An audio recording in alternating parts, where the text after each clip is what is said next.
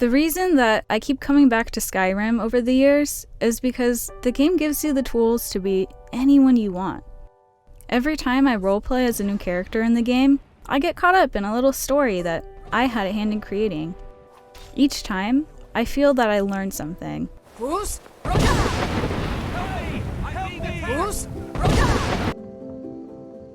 Now, 10 years after its release, fishing is now officially part of vanilla Skyrim.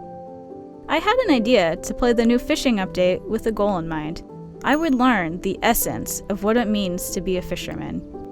I made a new character and named him Ernie, after the most legendary fisherman of all time.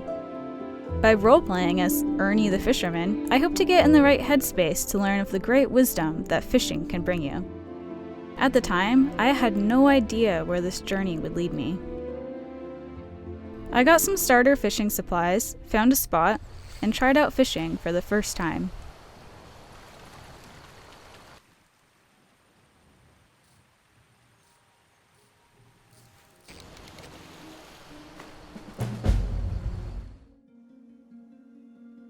My first impression was not great. My plan had been to roleplay as a fisherman, but there's just not a lot to work with here. I needed to add an extra layer of depth if I wanted to learn what fishing is really all about. I decided to seek outside resources for guidance on how to play this character. I read about fishing. I read about fishing on a philosophical level. I read more about famous fishermen, and it was this that led me to something shocking. Ernest Hemingway, who our character is named after, was kinda hot. Normally, we see photos of him in his golden years, but the literary world is simply too cowardly to show us this. I knew that I would have to go deeper into this man than ever before.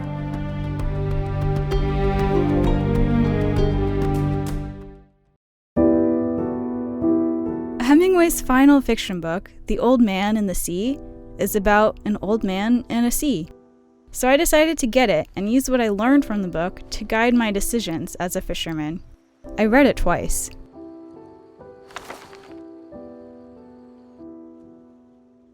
The Old Man and the Sea is about an old fisherman named Santiago. The book begins with a conversation between Santiago and a young boy that he goes fishing with.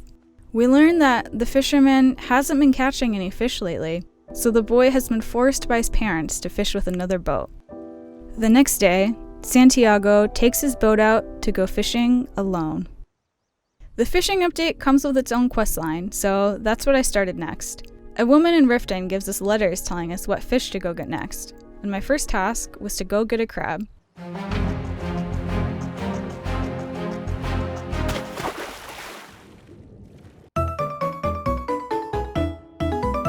I did not expect to see anything this cute in Skyrim, and it kind of broke my brain.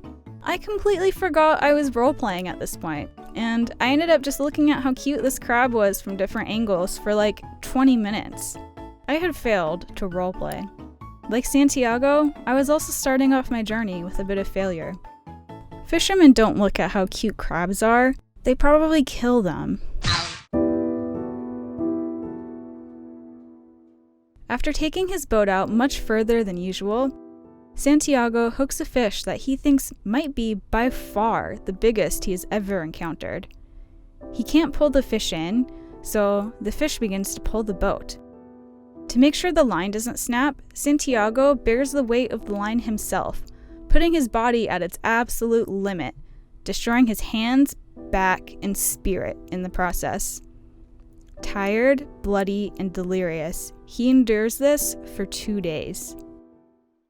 The next thing we had to do was beat a man at a friendly fishing contest. Is it just me, or is this fisherman kinda hot? As it turns out though, we had been duped. It was more of an unfriendly fishing contest. They killed me a lot.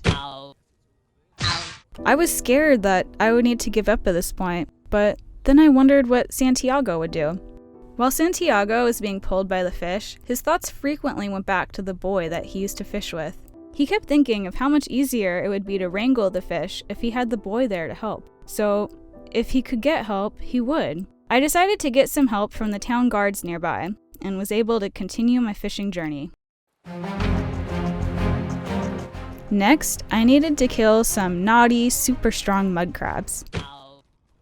Again, my body had reached its limits. By leading them one by one to the nearest town, though, I was able to get some help from the guards again. This was extremely tedious, but eventually I was able to move on. I had found my own personal little young boy fishing partners.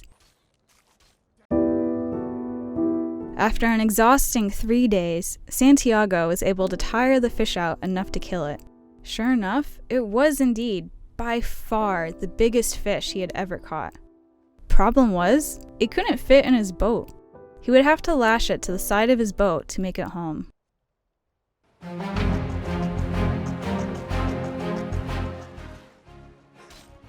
Next, I had to kill this evil vampire walrus. It was immediately obvious that I would have absolutely zero chance of defeating him myself. This time, though, I was out in the middle of nowhere, so I wouldn't be able to just lure him to the town guards nearby. But by some fishing miracle, I was lucky enough to have a random encounter of the companions fighting a mammoth nearby. The companions were kind of useless, but the mammoth was able to defeat the walrus for me. This mammoth is actually kind of... While Santiago was making his way home with the fish at the side of his boat, a shark attacked and ate a part of the fish. Santiago hit the shark on the head, but he knew more would come. It was inevitable that more sharks would come and eat the rest of the fish, but he kept fighting them off anyway. I had reached the big mud crab final boss. Before starting this whole fishing quest line, I saw a picture of this big baddie online, so I had been expecting this encounter. I had a looming sense of dread leading up to this point, because, well, look at how big he is. But like Santiago, I decided to fight.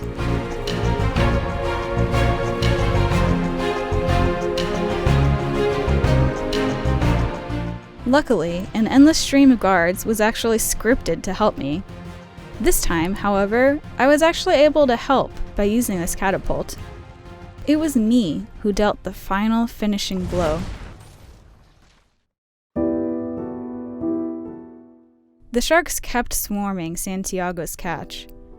By the time he reached his hometown, his prized fish was reduced to a skeleton. The townsfolk, however, were happy to see him. The size of the skeleton alone was enough to make him a town legend. The young boy was even able to fish with him again. He emerged as a hero, even though ultimately he had failed in what he had originally set out to do. The fact that he persevered mattered more than the fact that he had nothing to show for it.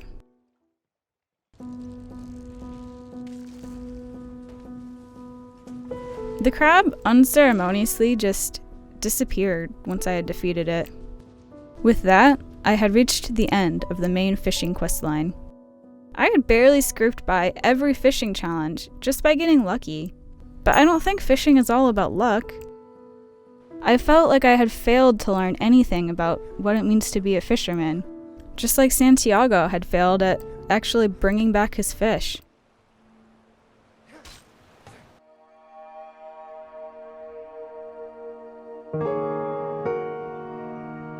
Even though I don't really know what the essence of fishing is, I did learn and experience a whole bunch of other stuff. I learned about Ernest Hemingway. He survived 2 plane crashes in 2 consecutive days. He also had 4 wives. I learned how to put a book in Skyrim with the creation kit. It only took like 5 minutes. I learned that a core part of what I like about games has to do with experiences you can't find in reviews. I realize that the premise of this video is extremely stupid and doesn't really make any sense. I already know that, okay?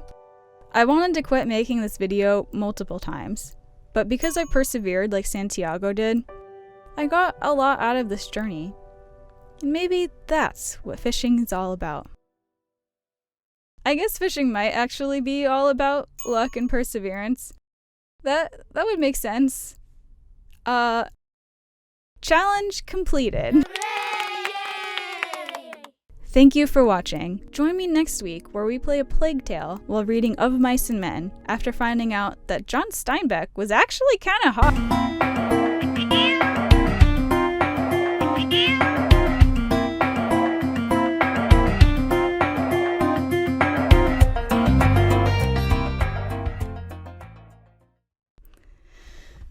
Okay. This walrus is actually kind of hot. What the fuck?